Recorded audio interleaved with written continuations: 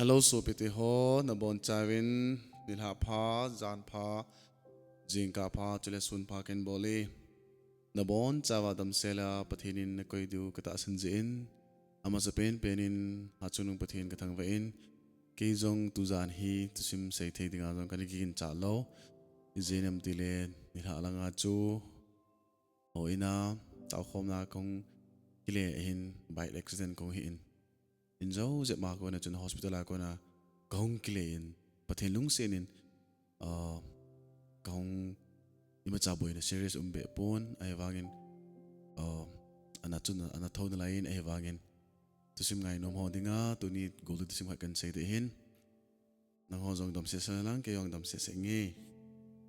tu ni ai sei du che hile tumlam lengte le solam lengte tu sim hin sei te nidang laizin tumlam lengte le solam lengte hin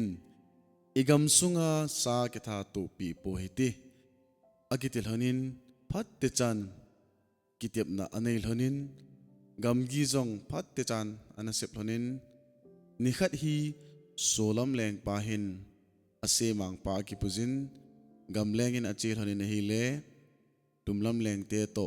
agam gi chin lai ta hin tui khu khat an omin hi iche tui khu ko ma chun gulpi len ta khat an omin hi ama nin jong gulpi chu akap li thanin hi le gulpi athi thi chun tui khu jong chu akang tan hi ama nin jong tui na kotong sunga chun agalu lhon le asunga chu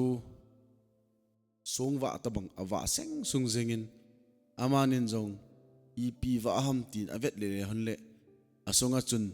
nunga hoi ta khal le songwa kiti diamond khat anomin hi nunga anu chun amani cho hin mulhon phanin iti hin en seitan hi he oteni ipidinga hunglon ham keibon ki pa mai khoma gulpin thatlon ge neti ke koi ji ai thading e na hitia he e koi hi bovi ahin tin lengpan jong ahi poi nangnu gulpi chu kahin thal hon hi tai tunia ki pana hi iche kasi mang pa hi to nage chan honding ahi atin hi le ase mang pa chun la jine ding anom pon ase mang pa chu anop lehil pa chan lengpan jong ahi le phai keima to ike chen jing ding ahi ahin kenin jong hitia hi kamo pui jing thon ding hi poi jing ting le nangma puya hi lopi ta khung pi le baza ka hin thova ka hung pui ding o hi chuting le ka hung to ka owa nan jing di chong tin ana thuga ta ni hi itia sei do chon asunga songwa alum chu to nunga nu chu adal hata hanin a in langwa agam langwa hung kle han ta ni hi alang khana LHUMLAM LENGTE chapa chu so ta pi hi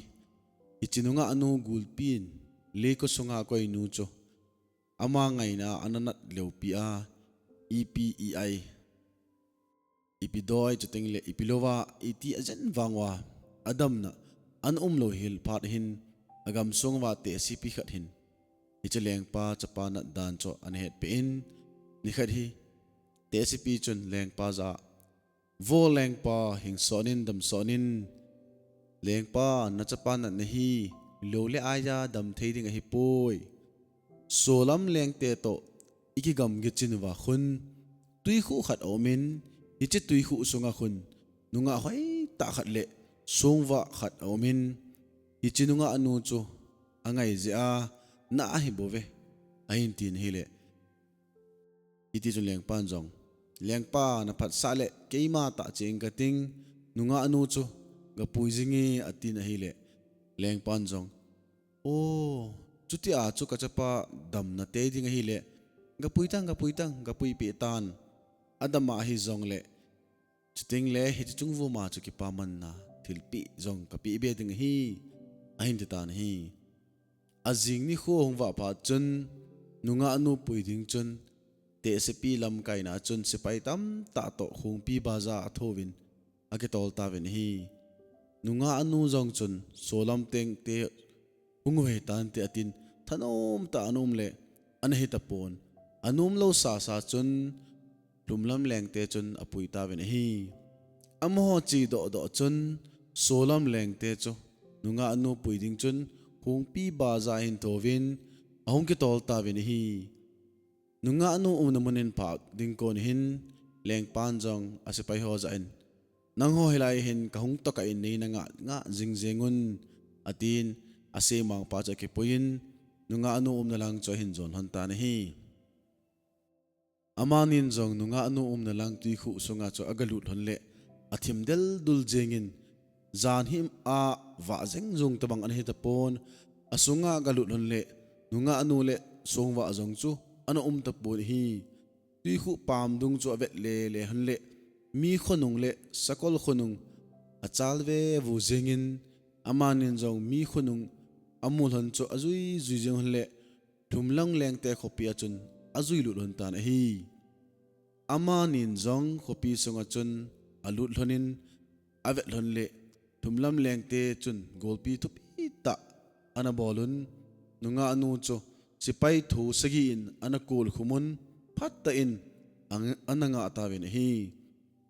leng pa le asimang pa chun alona zila hen ta pon leng pa chun asimang pa koma nangman nunga anu hu la do na dingai ton lang keman jong te sepi koma songwa khu la do te na ding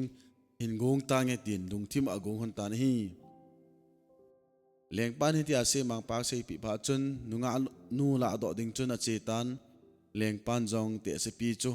ai mu ting asong wa koi chu la do te ding lung thim agongin te sepi kampu ma chun ato ta na hi alang khana ase mang pa jong chun mi gol wa na phong ta chelu thailo je in aga kingol sa in ala wa chun aga wa le in chom kha zo chun kulpi chun aga wa lu tan mi pi ho chun ama chu mingol a hi atiwin anui sanun hi chom kha zo hin ama chun pama hung do kinin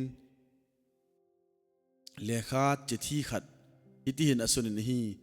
khat ve ya ki ho naw bang chun kahong hlonin hi le nangma la hilanga na umtan kahong lut kiting kanong na hin zui do ding hi atin lekha cha thot tan hi itia chena achi lut kinin akingol sa ketan ama cha bangle atonin abangle anui jin hi le pamlanga duty po ho jong chu ai mut gamtawin sipai ho jong chu ai mut phanun ama jong nunga anu dinga aji lekha chu go thimin agapetan hi aman jong angayin khat banga chu akigyalin mingol bang mga chun angai chun akingol sa kenin asuk tungin jong alhai le jengin ahi le mi pi ho chun anai sat sanun mi pi ho jong chun ai mu so phanun ama jong achi lut kinin nunga anu chu aga pui do in lengpa na te se pi in lang chu ahin zon hon ta hi lengpa jong chun sungwa chu anal do tan ama ho jong ahung jam jengole zan hi to lal be se jengo chun thingpung khat chi hin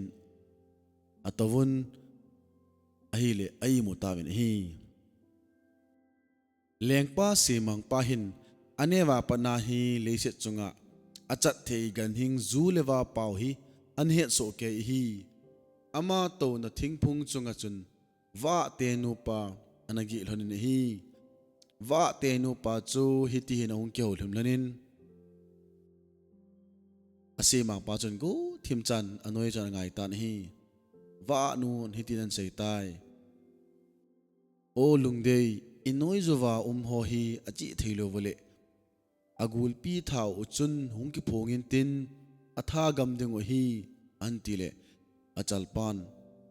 ipidingin ong athi gam dingo antiketan anunu chun jingkhu hongwa ting le amho hi chegam dingo hitai amho to na dingin sai pi sakol kang talai chule mi pi tam tain ananga ontin lengpa khu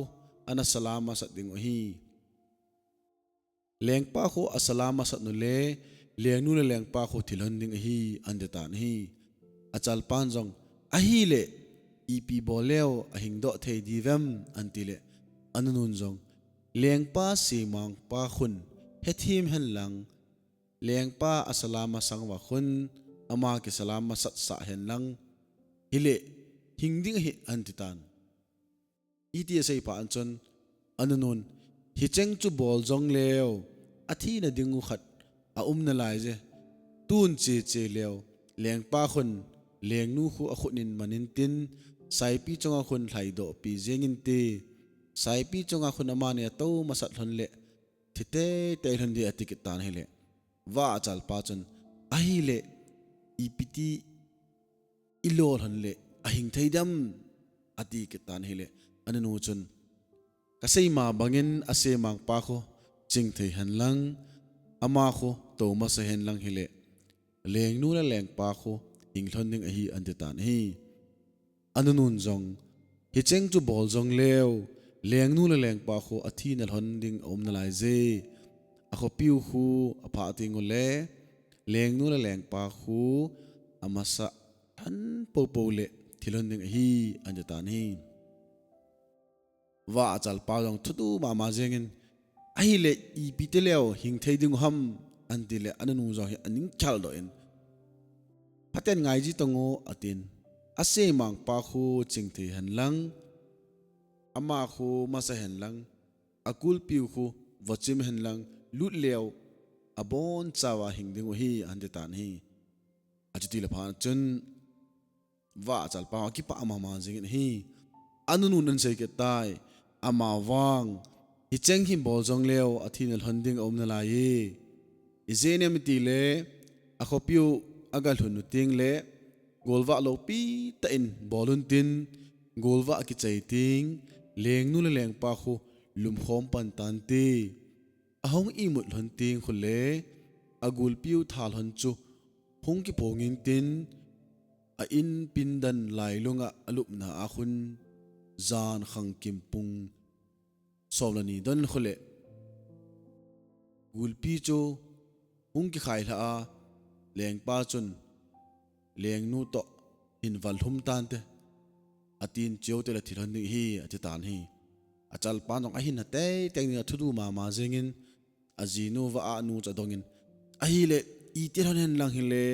leng nu le leng pa chu hinglong ding ham an ti ke tan hi anun zon chun aning khala besan katte nang ta zong hi atin achai na ka sei de hi tai an te tan hi ase mang pa khu ching the han lang nilha zan ei mut hon ting chamjam ki pat han lang gulpi chu ahung ting tum li so han lang gulpi thi chu leng nu noi ka nu han lang hile hing hlon ding a hi cheng se hi ase mang pa khu to ato zawa hi le hing pai hon ding a hi ama wang kau sap na thu khat kain sei ding hi tu a it sei ho hi aza oma asei do po omle apet pen song so jeng hen andetan hi icheng tu ya se mang pa chan za phanin alung kham le tan hi ai le wa pa jong chun ai le iti se mang pa chu hingkit ding ham ain tikitan pa nu yong chu lungdong manin izem tia leng nu leng pa ong hin do zo ting le chapa khat hin ni hon ding hin hi chapa chu leng nu le leng pa chun I lo hela chapang pa lol at hona thi chu hi che song so ase mang pa cho the khum le hingki tan te a hin tikitin akitai ma jeng wa pa chun ai le chapa chu iti hingki dam atin le wacha anu wa chan nu yong chu lung tong man lu hang ma tan hi chu alam pi a hin hetan te aseng mang pa cha hong hin do po la ma chun bolding hin hetan te tun ki mu ta te atin amani cho ai mon tan he I cheng thu hi ase mang pai na za phanin alung kham le jing tan hi asei do le la ama song so ding abol lo le la leng nu le leng pa cho hilhon ding abol le leng pa chunga lungdam to lo ding agyan la ji jong heta pon ahin la leng nu le leng pa thil hon ding ai ji chun leng pa lung hana e tha jong le I ba kelo ponte atin bol jeng ding chun agial ha in ama zong ai motan hi jingka kho ahungwa phan hin leng nu leng pa chun ki pa ten inglang hin zon hantan ase mang pa jong chun amani nung chun lungkim ta in ahin zui tan hi hitia cha hung le amaho ananga a mi pi ho chun hung pi le baza na thovin ana chim the thu jingun hi aman leng pa in mu phanin salam hin bolun hi le ase mang pa on chun asalam pe ucho abeng hlan ama ki salam ma sat sain hi le leng pa jong ong lu han ong ki pantan hi chu chun leng pan jong leng nu chu a khonin amanin sai pi chunga chun alho do tan hi le ase mang pa jong chun thi pe chan leng nu le leng pa chu akai hlan ama to tan hi ache ki nu le hopiu phat phat hin leng nu le leng pa cha masan hi le ase mang pan jong ama ni chu anunun sa in ama ma sa in khet bu khat ki choi jin khung pi khopi ki na pal pi cho awachimin alu nun hi leng pa jong achunga lung no mo he tan hi wangin aman kho salo helin ato ban ki to te jin hi azing khu hongwa phanin golwa lopi ta hin bol ta bin hi golwa ki chai jan hui phanin leng nu le leng pa cho anglum hon khon tan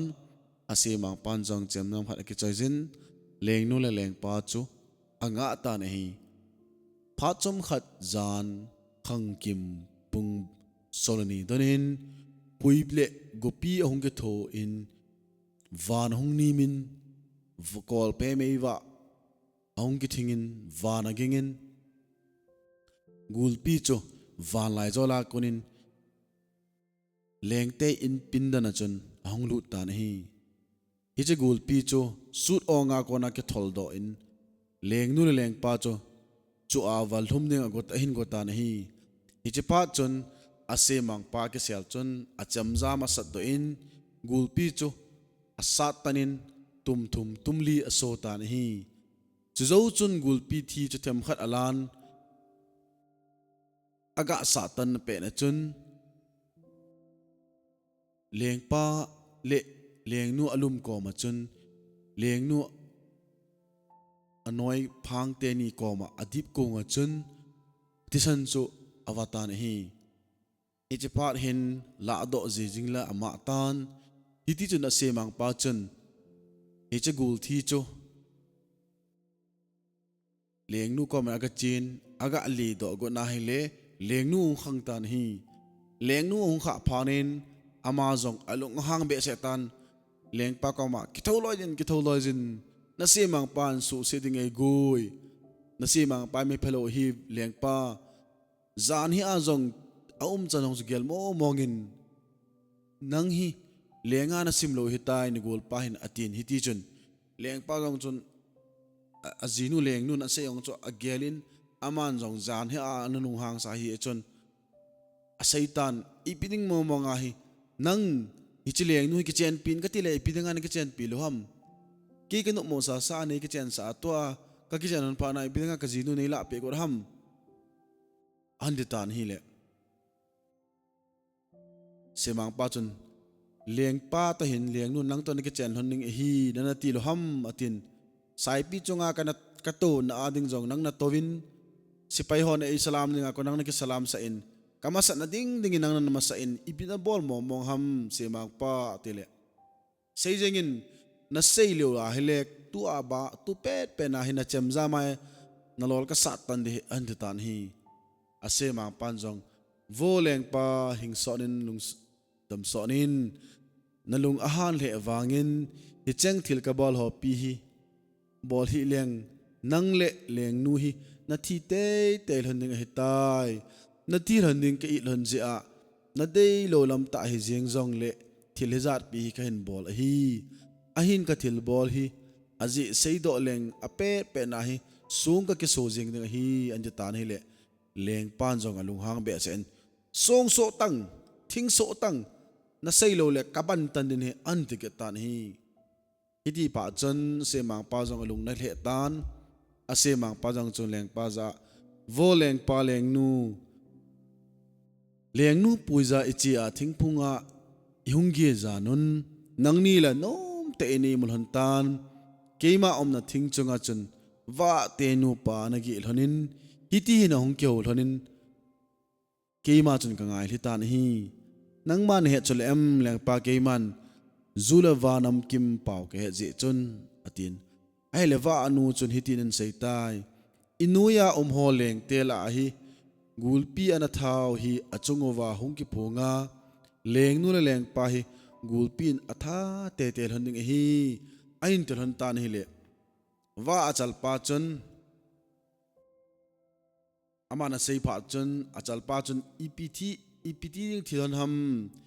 ET thidon ham anti ding hele anu chun jingkho hongwa pha le amo he chi ding he tan leng pa khun ase pai hon ana salam masat po wele leng nu leng pa khun gul thau cho achungowa hongki phonga gul pi chun leng nu leng pa kha tha ding hi anti ni le achal pa chun leng nu leng pa cho ET bol leo hung hing ki thei dham atin anu chun ase mang pa khun hethiam le hen lang sipai ho chu ama ki salam masat sa hen lang hile hung hing do hon ding hi ante tan hi ken jong na thil hon ding ka i je in leng pa ka ki salam masat sa le na lung no mol ha zengi ahin ven leng pa tua thu ka sei do hi ka vele chun ka keng phang se sung so hitai hi chi gau sam ni hi wa nun hi chi zana ka ke holim na hi chi tu sei hi a sei do po le sung so de ti chu guilung hitai anti tan he leng pan jong sei so tang thing so lang le chun sung so le chun kho poi na sei so lo le ka tha te ding he tin lung hang te an sei tan he le ase mang pan jong ani chana chun an sei ki tan hi lengpa ani chana in wa nu hin hitin a hin sei kit ni tun chekit leo lengpa khun leng nu khu aban changin manin tin sai pi chunga khun thlaido pi zengin te leng nu la lengpa khu sai pi chunga khu ato masal hon po le thilhon ding a hi antikin hi le wa achal pa chun a hi le leng nu lengpa chu I tilhon le king honding ham antin hi le anunu zong chun asei ba bangin ase mang pa khu ching hen lang hi le ama khu to masale sai pi chunga chun hiti chun leng pa leng nu hing kit he anti tan hi vo leng pa tun ka khup ge song aso tai anti leng pan jong alung hangin sei so tang thing so yong la chun song so yong la chun kho poi anti ke tan hi le ase mang pa chon athum chana hin sei ke tan voleng pa athum ve chana wa nu chun hitin sei ke tan hi che kit leo upi pha te ngole leng nu le leng pa khu masal hon ding hi amasal hon po le leng nu le leng pa khu lengin ki na tho khu ahung chimin tin leng nu le leng pa khu thilon ding hi ain tikel han tan hi itia sai ket panen wa anun jong aji pan ado ding ja ke henin ase mang pa khu achi masana hele ama khu achi masana ga vo chim masana hele hing hon de anti ket tan hi ichi sei do ket pan chun ven leng pa ka kongge song so ta atileng pan jong sei so ke tang song so jong le chun ting so jong le chun kho ka sa poi ain ti tan ama jong lu ha pumpumin ase mang pa chu haseta in athil bol ali chana cho in sei pan ke tan hi voleng pa hing sonin dam sonin ali chana in wa anu chun hitin an sei ke tan hi lengte hin kopiu apa ting le golwa lok pi ta hin bolun tin nila azan hong hi ting le leng nu le leng pa khu hunglum khom han tan te ahong imul han ting le gulpi athau chu hungki phongin tin leng nu le leng pa cho gulpi chon acho awala hung thi tai anti le gul chu athana le leng nu leng pa ahin kho sung hlana gente na nei hlan lo ding he tai anti tan hi iti chon anu nu in ase mang pa chon hi che gul chu tan tum li so hen lang le boil no de tai anti pi tan hi gulpi chu athi po le leng nu te ni le leng pa te ni chu poina amlo de tai anti tan hi le iti chun leng pa wa te nu pa khyo na bang chun gol wa lo pi ta tunin nan bolin nahin khu han ka i ji a chu ka ngai lut han ja ke thi jong leng nang ni be hing halan te ka tia wa te nu pa khyo na bang chun nalup nan na hin ka nga in a hi le ata be in zan pung solani a hin van honginin uile gupi ho ke tho in hiti chun gulpi ahung ke khai latan na chu kon pa na chun ken jong ka that a hitan hi antile gulpi thi chu gala do de ti le lengnu op ka anoi phang lai ma sanga chun achutan ken jong ka khona ga tham di chu ai thei pon hi je chun kali do go na hele lengnu hung khanga lengnu in eisu set go hinti ta agial je a chu lengpa nangma na jinu su singdan nei gelin tun tha de nego tan lengpa ven hi je ka sei do je in ka ngong ge so tai atile vo lengpa nangma na thi sangen ke ma zo thi tange katia ka hin kho phal ngama nangdinga ka ki pi do je nga ne hin kho jong ka hu do pi hitan ven lengpa ka thi nung teng le na se mang pa ke ma hai ne hin gyal do ki na nei nga hin ngai cha na khat om le chom khat zo ting le chapa hoi ta khat na nei than ding leng nu to hin khanin alu khanin to tu onin lang song ka kalim changa chun chapang chu alol hin a hanin lang le chun chapang thi chu chapang athi chu nei nu han le chun tila na se mang pa bang chu kahong hi kiding hi tai atin hi chang a sei zo sei chai pha nen ase mang pa cha bonin song so tan hi ti chun leng nu leng pan jong se mang pa se yo pe chon khiat pha nin amana la se ma jingin alona zile han ta pon akom vela aning muna chun ase mang pa en gulpi tum li so cha mu ki han le amana kisi han le tan hi ti chun phat hong che in pha chom zo khat zo pan hin leng pan jong ase mang pan sei bangin chapa hoi ta khat hi nei tan ase mang pa in song mi tele aji cha te chun apau ding chun bul me hin tha pe jivin apau lim song chu angong ko yin aka pi jingun hi leng pa jong ni khat akingai to ina gilung gel gele ase mang pan ahin khu ait mana athia tua ji cha ten jing ka ni ha bul me hin tha pe wa ka jing wa gel jingin ama jong hong ki si be se jingin alung na be se jing tan hi ase mang pa song so sa lim cho akolin aka jing le amit li cho se mang pa chunga hong chuma san ele tisana so ji tan hi aman jong alung na be se en ase mang pa se bang chun hin khu man khom ki ding chong han ngai to tan hi ichipa chun leng pan leng nu kovin achapa cho ki chip na mun lai ta chun ichi se mang pa song ki so sa chun achapang pa cho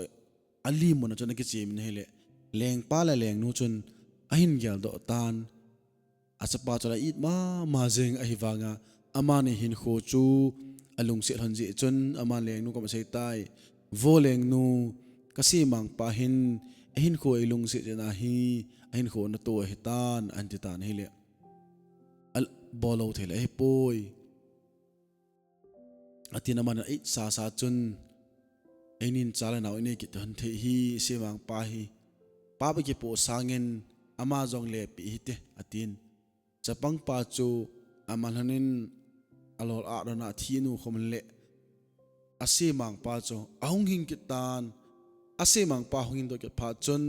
ama se ki pan helowen ase mang pa zile cha te hong ki pa so un iti chun leng nu chong chu kaptan leng pang kaptan in jene mi ti le leng nun le leng pan achapang i lai ta hoi pet pa chu ase mang pa hu do na nga athin at pi khum ji wa chu se mang pa hing do hin se mang pa hing do pha chun wa nu na sei bangin naw sen chapa hoi ta hung ping pa chu ahin ding chu ahedan aman jong lengpa naw sen chu hin puin atin iti chun tola achil senin achil chu a holin a me in naw sen chu a lol chu aga anu le a hungdam ke tan hi leng nu le leng pa jong a chapa mel hoi ta cho hungdam do hung hin do ke panin ha chang pai na ki pal hanin amani jong ase mang pa ki kolun ki kap chut chun mi liwa chut chunin akamun ki pal thanom te in ki pa na mi hli longin ichini khwa panen ki pat chun icha lengam sunga chun ki pal thanom te in mi te le o mi te gam sung mi ten leng pau mi aphat na le leng pau chute leng nu chola se mang pa lal na noya o sung le gam sung chuteng le veng sung chuteng le lengam chu ama cha tuntunin khangto tuntunin nom te in a hing khomun a ki chai tai thusim hi chan nge hin ngai zo se na bon chau che chungin ka ki pa in avela ki mu to khom ki adivin lungse te in subscribe na bol pe in lang na holang dam selun muntina ka sopi ka sangam na bon chaven suntin chibai zantin mangpha